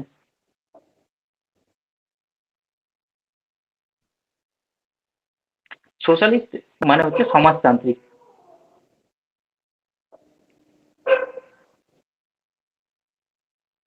সমাজতান্ত্রিক জিনিসটা কি? আমি যদি এটা সিম্পলি রুট দেখতে চাই, যে কার্ল মার্কস নামে একজন পলিটিক্যাল ফিলোসফার ছিলেন, যিনি কমিউনিস্ট যে কনসেপ্ট, হ্যাঁ, যে ফিলোসফি সেটা দিয়েছিলেন, যেটা পরবর্তীকালে লেনিনের মতদর্শ অনুযায়ী রাশিয়ায় গিয়ে বলশেভিক বিপ্লব যখন হয়েছিল এই সমস্ত কিছু, মানে 1917 সালে, সেখান থেকে সেটা মডিফাই হয়ে সমাজতান্ত্রিকটা এসছে। বাট ইন্ডিয়ার যেটা সমাজতান্ত্রিক সেটাকে বলা হয় ফ্যাবিয়ান সোশ্যালিজম। এগুলো তোমাদের জানার বিষয় না, এগুলো একটু বেশি আপার লেভেলের। জাস্ট আমি বললাম আর ভুলে যাও তোমরা, ঠিক আছে? এটা মনে রাখার দরকার নেই। তো ইন্ডিয়ার সোশ্যালিজমটা কেমন সেটা আমরা জেনে নিই, আর এর ক্যারেক্টারটা কেমন বা সোশ্যালিস্ট সমাজতান্ত্রিকটা কেমন, যে দেশ কি করবে, বিভিন্ন ওয়েলফেয়ার স্টেট নিতে, ওয়েলফেয়ার কাজ করবে জনগণের ভালোর জন্য, জনগণের উন্নতি করবে, জনগণকে হেল্প করবে বিভিন্ন স্টেট নিয়ে, ঠিক আছে? দেখো, সবকিছু হয়তো ওইভাবে ট্রান্সলেট করে বলা যাবে না, যদি কারো কোনো টার্মের একটু সমস্যা মনে হয় বা কিছু, সিম্পলি সবার কাছে তো ফোন রয়েছে, একটু কাইন্ডলি, হ্যাঁ, গুগল ট্রান্সলেটে ইউজ করে নিও। আর সিম্পলি যদি আমি বলতে চাই, কারণ সময় অনেক কম, তো সবারই কোশ্চেন আমি ঠিকঠাকভাবে অ্যাড্রেস করতে পারছি না, তো মেনলি আমি মানে যেটা তোমাদেরকে আর কি ডেমো ক্লাসে দিতে চাইছি, সেটা যাতে তোমরা বুঝতে পারো, সেটাতে আমি ফোকাস করি। কারণ সবারই কোশ্চেন যদি অ্যাড্রেস করতে যাই তাহলে হয়তো বা আর পুরো সেশনটা নেওয়া সম্ভব হবে না। তো সোশ্যালিস্ট, যেমন ভারত হচ্ছে কি একটা সমাজতান্ত্রিক দেশ, তাই না? আমি যদি এক্সাম্পল হিসাবে দেখি, যারা হয়তো গ্রামে গঞ্জে থেকেছ তারা জিনিসটা বেশি নোটিস করবে। এখানে আমি একটা টার্ম লিখছি, এমজি নারেগা, অর্থাৎ Mahatma Gandhi national rural employer guarantee act, যেটা 2005 সালে এসেছিল, ইউপিএ গভর্নমেন্ট যখন ছিল। তো এটার মিনিংটা কি? স্টেট সমস্ত সিটিজেনকে এনসিওর করবে, কি এনসিওর করবে? যাতে আমরা 100 দিনের কাজ পাই, অ্যাটলিস্ট বছরে আমরা 100 দিন কাজ করে যাতে আমাদের সংসার চালাতে পারি। সেই জন্য গভর্নমেন্ট কি করবে, সবাইকে, যারা জনগণ রয়েছে, যারা আর কি, এটার একটা প্রসিডিওর রয়েছে যে জব কার্ডের জন্য অ্যাপ্লাই করতে হবে, দেন সেখান থেকে আমরা কি করতে পারবো, এই 100 দিনে কাজটা পাবো। এটা কি একটা এক্সাম্পল বলতে পারি, একটা সোশ্যালিস্ট এক্সাম্পল, তাই না? সবাই, মানে আমাদের মধ্যে খুব কম জনই হয়তো বা এমন হতে পারে যারা হয়তো এখানে কাজ করেছে। আমরা তো বেশিরভাগই স্টুডেন্ট, তাই না? সেই জন্য আমাদের বাবা মাই আমাদের খরচা পার করান। তো আমি যদি, আমরা কি কি ফ্যাসিলিটিস পেয়েছি সেটা নিয়ে যদি কিছু এক্সাম্পল দিই, তো দেখে নাও, যখন আমাদের জন্ম হয়েছিল, এখন তো অনেকেই প্রাইভেট নার্সিং হোমে জন্ম হচ্ছে, বাট বা অনেকেই হয়তো হসপিটাল বা হেলথ কেয়ার,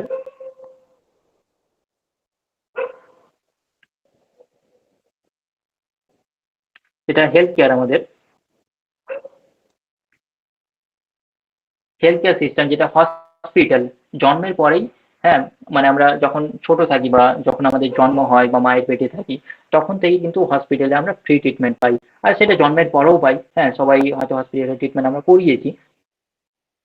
পরের কথা যে হসপিটালে একটু কি ধরনের ট্রিটমেন্ট আমরা পাই সেটা আলাদা কথা, কিন্তু স্টেট এনসিওর করে যে আমরা ফ্রিতে কি পাবো, ফ্রিতে হেলথ কেয়ার ফ্যাসিলিটিস পাবো। গ্রামে গঞ্জে এখন আইসিডিএস প্রথম অনেক কিছু চলে এসেছে, সেটা একটা বিষয়। সেকেন্ড, আমরা কি কি পেয়েছি বলো? এডুকেশন। এডুকেশন তোমরা আর্টিকেল 21A যদি দেখতে চাও, সেখানে কি রয়েছে, যে 6 থেকে 14 বছর পর্যন্ত শিশুদের ফ্রি অ্যান্ড কম্পালসারি এডুকেশন, তাই না? সেই জন্য ক্লাস 8 পর্যন্ত তো আমাদেরকে কোনো বই কিনতে হয়নি, সরকারের কাছ থেকে আমরা ফ্রিতে বই পেয়েছি। এখন তো সরকার অনেক কিছুই প্রদান করে স্টুডেন্টদেরকে। তো এই যে এডুকেশন পারপাসে স্টেট, সরি একটু চার্জ শেষ হয়ে গেল, আমাকে একটু জোরে বলতে হবে, জাস্ট ওয়েট। এবার কি আওয়াজ সবার কাছে আসছে ঠিকঠাক, ক্লিয়ার? আমার আওয়াজ কি শোনা যাচ্ছে?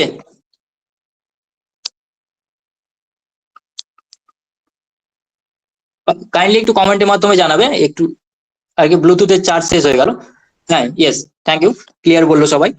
তো এই যে এডুকেশন ব্যবস্থা, আমরা ফ্রিতে সরকারের কাছ থেকে কি পাচ্ছি, একটা শিক্ষার ব্যবস্থা পাচ্ছি, মানে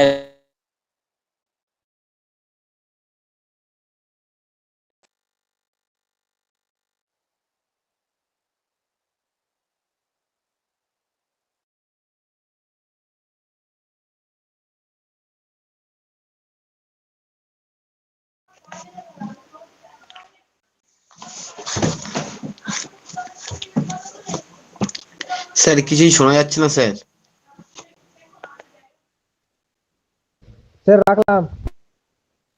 ইয়েস, সবাই একটু কাইন্ডলি নিজের মাইকটা মিউট রাখবে কাইন্ডলি। বিধানচন্দ্র, হ্যাঁ, thank you. Mid day meal যেটা স্কিম রয়েছে গভর্নমেন্টের, হ্যাঁ, তার মাধ্যমে গভর্নমেন্ট আমাদেরকে যে দুপুরবেলা একটা খাবার প্রোভাইড করে নিউট্রিশনের জন্য, সেটা নিউট্রিশন তার মধ্যে থাকে না সেটা পরের কথা, বাট গভর্নমেন্ট প্রোভাইড করে, তাই না? তো এগুলো হচ্ছে কি সোশ্যালিস্ট ক্যারেক্টার। তো সিম্পলি যদি আমি বলি, তা সোশ্যালিস্ট ক্যারেক্টার, সমাজতান্ত্রিক ক্যারেক্টারের মধ্যে এই সমস্ত কিছু কিন্তু চলে আসবে। ঠিক আছে, আমি জাস্ট তোমাদেরকে বুঝাচ্ছি, এইগুলো কিন্তু এক্সাম্পলে মানে এক্সামে আসবে না খুব একটা, জাস্ট তোমাকে সোশ্যালিস্ট টার্মটা ওখানে এমসিকিউ হিসাবে আসতে পারে। এই সমস্ত কিছু আমরা যখন কোশ্চিন আনসার প্র্যাকটিস করাবো তোমাদেরকে, তখন কিন্তু জানিয়ে দেবো। আর এখান থেকে একটা ইম্পর্টেন্ট জিনিস তোমরা নোট করে রাখতে পারো, আমি সেটা লিখে দিচ্ছি সাইডে। ইম্পর্টেন্ট বিষয়টা কি, যে আমাদের socialist and secular and integrity term রয়েছে আমাদের পিএমএল-এ, এই তিনটা টার্ম যাকে আমরা এসএসটি বলি। ঠিক আছে, অর্থাৎ socialist, secular, SSI, sorry, socialist, secular and integrity, এই তিনটা টার্ম কিন্তু আমাদের প্রিএমবেলে মেনশন ছিল না। এগুলো কখন অ্যাড করা হয়? 42nd constitutional amendment act 1976-এ। এটা ইম্পর্টেন্ট হিসাবে আসতে পারে তোমাদের। হ্যাঁ, অনেকেই আনসার করেছো, সাজিয়া পারবেন, গুড, ভেরি গুড। তো এটা মনে রাখবে যে সোশ্যালিস্ট, সেকুলার অ্যান্ড ইন্টিগ্রিটি, এই যে তিনটা টার্ম, সেটা আমাদের কখন অ্যাড করা হয় কনস্টিটিউশনে? 42nd কনস্টিটিউশনাল অ্যামেন্ডমেন্ট অ্যাক্ট, যেটা 1976 সালে হয়েছিল, তার মাধ্যমে এই টার্মগুলো অ্যাড করা হয়। এবার তোমরা বলবে স্যার তারপর থেকে কি আমাদের দেশ সমাজতান্ত্রিক, তারপর থেকে কি আমাদের দেশ ধর্মনিরপেক্ষ? তেমনটা না। আমরা যখন ফান্ডামেন্টাল রাইট পড়বো, তখনই আমরা দেখতে পাবো যে আর্টিকেল 25 থেকে 28 পর্যন্ত আর্টিকেল গুলো যেগুলো রয়েছে, সেগুলো রাইট টু রিলিজিয়াস ফ্রিডম আমাদেরকে দেয়, তাই না? তো সেখানে অলরেডি আমাদের সেকুলার ক্যারেক্টারটা মেনশন ছিল, জাস্ট এটা প্রিএমবেলে মেনশন ছিল না। এটা এই অ্যামেন্ডমেন্টের মাধ্যমে প্রিএমবেলে অ্যাড করা হয়। আর সোশ্যালিস্ট ক্যারেক্টারটা যদি বলি, সেটাও কিন্তু আমাদের কনস্টিটিউশনে ছিল। যদি আমি ডিপিএসপি অর্থাৎ নির্দেশমূলক নীতিগুলো দেখতে চাই, সেগুলো সবই তো একটা নির্দেশমূলক নীতি, সেগুলো সবই কিন্তু সমাজতান্ত্রিক একটা স্টেপ গভর্নমেন্টের। সো এটা জাস্ট পরবর্তীকালে অ্যামেন্ডমেন্টের মাধ্যমে কনস্টিটিউশনে অ্যাড করা হয়। ঠিক আছে, এটা মনে রাখবে তোমরা। নেক্সট যেটা টার্ম ছিল, থার্ড, যদি বলতে চাই যে সেকুলার। তো সেকুলার মিনিংটা কি, তাই না? হচ্ছে ধর্মনিরপেক্ষ। যে ইন্ডিয়া এজ এ কান্ট্রি, তার নিজস্ব কোনো ধর্ম নেই। এই সেকুলারিজমটা কিন্তু, যেটা ওয়েস্টার্ন সেকুলারিজম, তার থেকে কিন্তু একটু আলাদা। ওয়েস্টার্ন যেগুলো কান্ট্রি রয়েছে, যেমন ফ্রান্সে, সেখানে ধর্ম পালনই বারণ রয়েছে, যে পাবলিকলি তুমি কিন্তু কোনো রিলিজিয়াস প্র্যাকটিস করতে পারবে না। বাট ইন্ডিয়াতে কিন্তু সেরকমটা না। আমরা যে যার ধর্ম, নিজস্ব ধর্ম কিন্তু আমরা সবাই পালন করতে পারি। বাট যখন দেখবো যে আমাদের স্টেটের কোনো কি রিলিজন রয়েছে, তখন কি দেখবো যে না, আমাদের স্টেটের কোনো রিলিজন নেই, বাট এখানকার যারা জনগণ, এখানকার যারা সিটিজেন, তারা যে যার ধর্ম নিজেরা কিন্তু পালন করতে পারবে। আর এটা কিন্তু একটা আমাদের কি ফান্ডামেন্টাল রাইট, যেটা আমি অলরেডি বললাম। আর্টিকেল 25 থেকে 28 পর্যন্ত আর্টিকেল গুলো যখন আমরা দেখবো ফান্ডামেন্টাল রাইটে, তখন এক এক করে প্রভিশন গুলো দেখবো, সেখানে কিন্তু এগুলো মেনশন রয়েছে। তো সেকুলার টার্মটা আশা করি বুঝতে পারলে, যে ধর্ম নিরপেক্ষ কি, যে স্টেট কোনো পার্টিকুলার একটা ধর্মকে সাপোর্ট করবে না।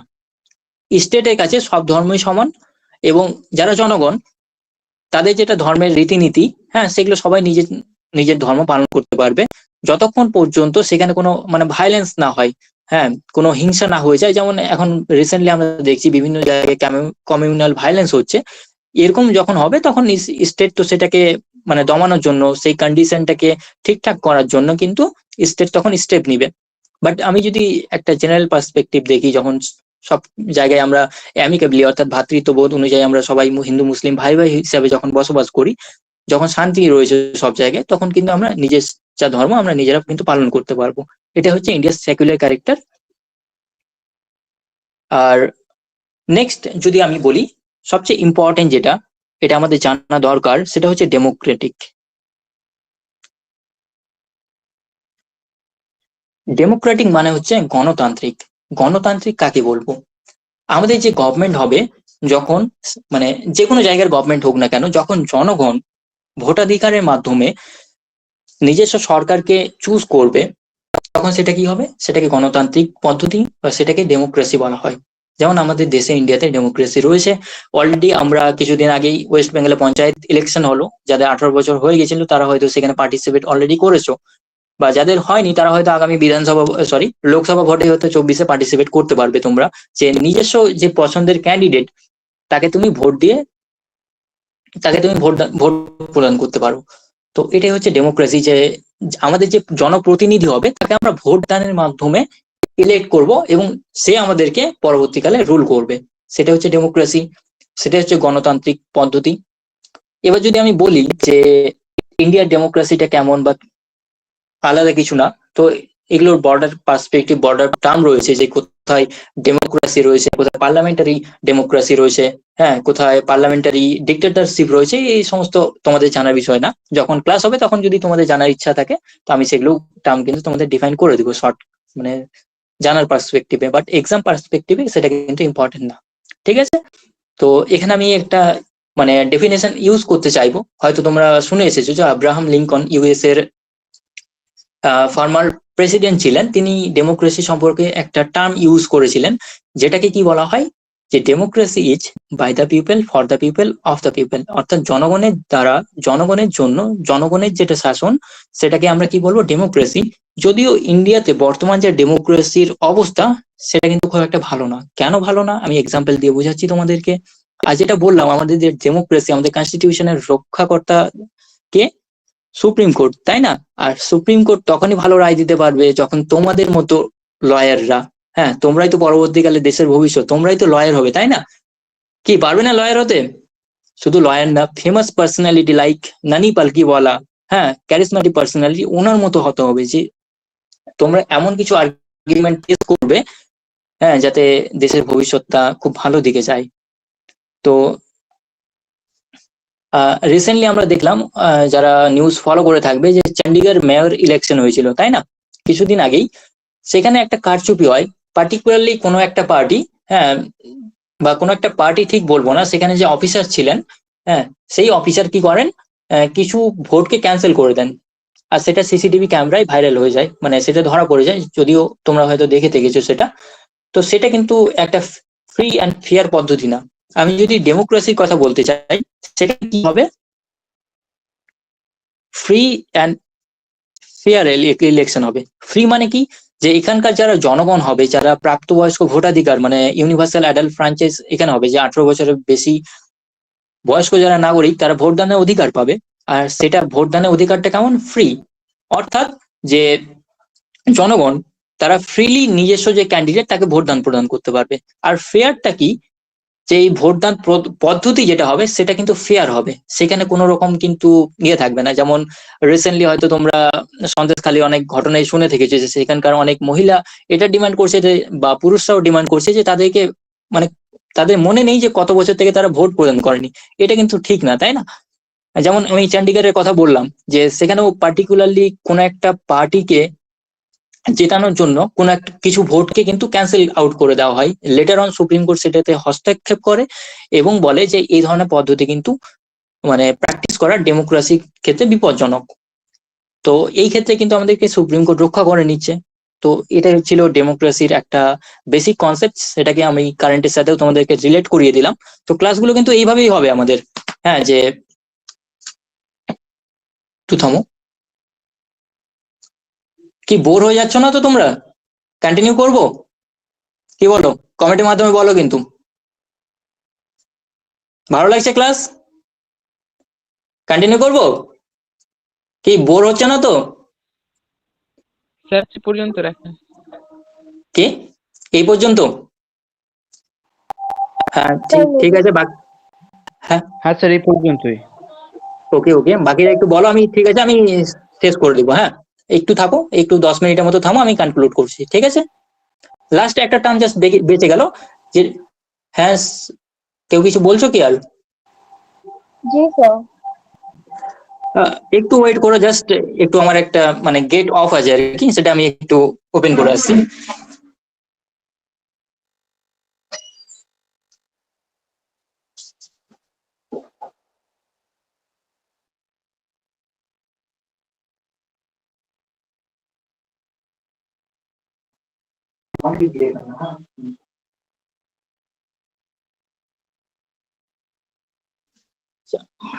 সরি একটু আর কি একটা বন্ধু এসেছিল, গেটটা অফ ছিল আর কি, তো সেই জন্য ওপেন করতে গেছিলাম।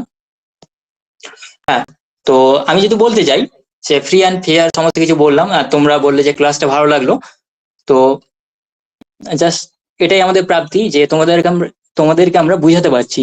হ্যাঁ, যদিও অনেকজন লেফট করে যাচ্ছে সেটা দেখে একটু খারাপ লাগছে হয়তো, বা বিভিন্ন জনের বিভিন্ন কারণ হতে পারে, সেটা নিয়ে তাদেরকে বাধা দেবো না। বাট তোমরা অনেকেই প্রথম থেকে এখন পর্যন্ত আছো, তো লাস্ট একটা টার্ম জাস্ট বাকি থেকে গেল, যে রিপাবলিক মানে হচ্ছে প্রজাতান্ত্রিক। আমি মৌখিকভাবে তোমাদেরকে বুঝিয়ে দিই যে যেখানে হেড অফ দ্য স্টেট আর হেড অফ দ্য যে গভর্নমেন্ট হবে সেটা ডিফারেন্স হবে। যেমন ইন্ডিয়াতে আমাদের প্রেসিডেন্ট রয়েছে, যাকে আমরা কি বলি, হেড অফ দ্য স্টেট, যেনাকে বলা হয় যে তিনি হচ্ছেন আমাদের ফার্স্ট সিটিজেন, তাই না? তো সেখানে কি থাকবে, হেড অফ দ্য স্টেট যে হবে তার নামে আর কি দেশটা চালিত হবে। যেমন আমাদের প্রেসিডেন্টের নামে কিন্তু Yes, বলছি হ্যাঁ। এই চ্যাপ্টার থেকে কিছু মানে ভালো সাজেশন, মানে একটু নোটস কিছু পাঠিয়ে দিন না, তাহলে সুবিধা হয়। আপনার বোঝানোর সঙ্গে সঙ্গে কিছু নোটস পাঠিয়ে দিলে হ্যাঁ, সুবিধা হয় পড়তে, ডেমো ক্লাস। অবশ্যই দেখো, এটা যেহেতু একটা ডেমো ক্লাস তো আর একটু সময় সংক্ষিপ্ত, হ্যাঁ, সেই জন্য আমি তোমাদেরকে নোট করাচ্ছি না। আমি কিন্তু যেমন এখানে তোমাদেরকে একটা দেখবে যে আমি একটা নোট করালাম, তোমাদেরকে দেখাচ্ছি সেটা কোথায় গেল। হ্যাঁ, যদি এই তো ঠিক কততম সংবিধান সংশোধনী হয়েছিল, যেমন প্রিভিয়াস একটা কোশ্চিন তোমাদেরকে দেখালাম, ঠিক এইভাবে কিন্তু আমাদের ক্লাসগুলো হবে। আমি কিছু প্রিভিয়াস ইয়ারের কোশ্চিন, বিভিন্ন ইউনিভার্সিটি কোশ্চিন তোমাদেরকে দেখাবো। আমি যেটা পড়াবো সেখান থেকে তোমরা সলভ করতে পারছো কিনা সেটাও তোমরা দেখবে। আর এরকম যেমন এখানে অনলাইনে তোমাদেরকে আমি দেখালাম, ঠিক এরকমই ক্লাসের শেষে কিন্তু আমি তোমাদেরকে নোট বানিয়ে দেবো পুরোটা। হ্যাঁ, এছাড়াও আদার্স যেগুলো স্টাডি ম্যাটেরিয়ালস হবে আমি কিন্তু সমস্ত কিছু গ্রুপে শেয়ার করবো। যেটা একটু মিস হয়ে গেছিল আমার, থ্যাংক ইউ একটু মনে করালে, যে তোমাদেরকে কিন্তু কোনো আলাদা করে কোনো বই কিনতে হচ্ছে না, ঠিক আছে? সমস্ত কিছু নোটস যা যা লাগবে তোমাদের পড়ানোর জন্য আমরা কিন্তু সমস্ত কিছু তোমাদেরকে শেয়ার করছি, ঠিক আছে? এটা তোমাদের একটা বেনিফিটস। সো এটা ছিল। আর অনলাইনের যেগুলো হবে মানে শর্ট নোট হিসাবে, বুলেট পয়েন্ট হিসাবে, সেগুলো কিন্তু আমরা ক্লাসের শেষে লিখিয়ে দিব। Don't হ্যাঁ, take, just try to conclude the class. Okay. Okay, I am trying to conclude Okay. as soon as possible. And also after Okay. completing the class, we'll open the mic to all the person for 10 minutes. Yeah, obviously. Okay, let me সবাই যার problem আছে আমরা সেটা করে solve করার চেষ্টা করব, ঠিক আছে? Conclude the class. ঠিক আছে, তো রিপাবলিকটা আমি সিম্পলি তোমাদেরকে বুঝিয়ে দিলাম। আর হেড অফ দ্য গভর্নমেন্ট আমাদের প্রাইম মিনিস্টার, হ্যাঁ, যিনি বর্তমানে নরেন্দ্র মোদী সাহেব রয়েছেন। তো এই ছিল আজকের ক্লাস। আর লাস্ট প্রিভিয়াস ইয়ারে প্রিএমবেল থেকে আরেকটা কোশ্চেন পড়েছিল যে কত সালে মানে কোন তারিখে আমাদের যে প্রিএমবেল সেটা অ্যাডপ্ট করা হয়, যেটা অলরেডি প্রিএমবেলে দেখালাম। সবচেয়ে লাস্ট প্যারাতে রয়েছে যে 26শে নভেম্বর 1949 সালে। তো প্রিএমবেল থেকে এই ধরনের সিম্পল কোশ্চেন এসে থাকে। আর এই বছরে আরো কি কি ইম্পর্টেন্ট কোশ্চেন এখান থেকে আসতে পারে, যখন আমরা ক্লাসগুলো আলোচনা করব তখন সেখানে অবশ্যই তোমাদেরকে দেখাবো। হ্যাঁ, আর সমস্ত ধরনের ডাউট সলভ,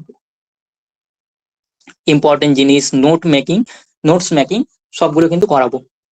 তো প্লিজ একটু জানাবে যে ক্লাসটা কেমন লাগলো কমেন্টের মাধ্যমে। হ্যাঁ, আমরা মাইকটাও সবার জন্য ওপেন করে দেবো, কারো কোনো ডাউট থাকলে তোমরা জিজ্ঞাসা করতে পারো। আর লাস্টলি আমি এটাই বলবো যে সবারই পড়ানোর ধরন কিন্তু একরকম হয় না।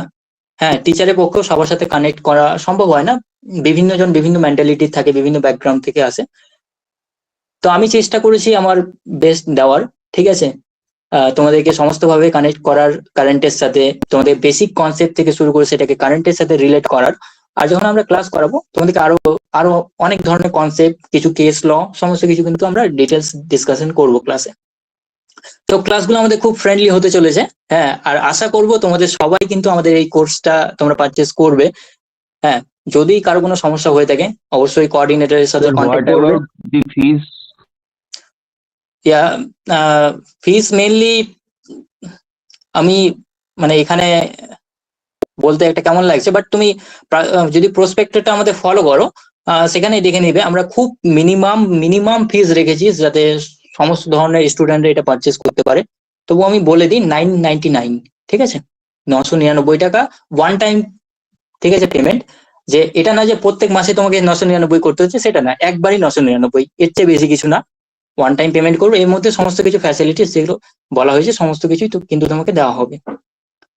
আর কোর্সটা মে মাস থেকে 15 তারিখ থেকে শুরু হচ্ছে, মার্চের 15 তারিখ থেকে শুরু হচ্ছে। যতদিন তোমাদের এক্সাম না হয় ততদিন পর্যন্ত কিন্তু কোর্সটা চলবে, ঠিক আছে? আর কোনো এক্সট্রা পেমেন্ট করতে হবে না।